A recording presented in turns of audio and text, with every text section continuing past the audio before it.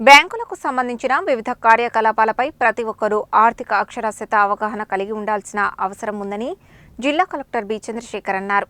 ఆర్థిక అక్షరాస్యత కేంద్రాల ద్వారా ప్రజలకు ఉచిత ఆర్థిక అవగాహన సహాయం అందించడం జరుగుతుందని తెలిపారు. ఆర్థిక అక్షరాస్యత అవగాహనపై రూపొందించిన గోడపత్రికను కలెక్టర్ కార్యాలయ సమావేశ మందిరంలో ఆవిష్కరించారు.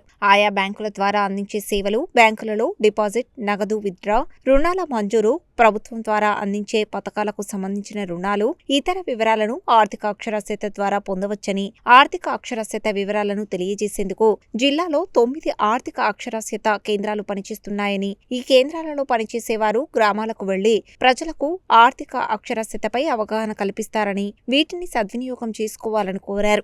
ఆర్థిక అక్షరాస్యత కేంద్రాల ద్వారా ప్రజలకు ఉచిత ఆర్థిక అవగాహన సహాయం అందించడం జరుగుతుందని తెలిపారు. జిల్లా lead bank manager Shramik, revenue అదనపు కలెక్టర్ జె శ్రీనివాస్, స్థానిక సంస్థల ఇన్ఛార్జి అదనపు కలెక్టర్ ప్రేమ్కరణ్ రెడ్డి, శిక్షణ సహాయ collector N Srikanth Reddy, DRDO Shekar Reddy, DRO Dasharath తదితరులు ఉన్నారు.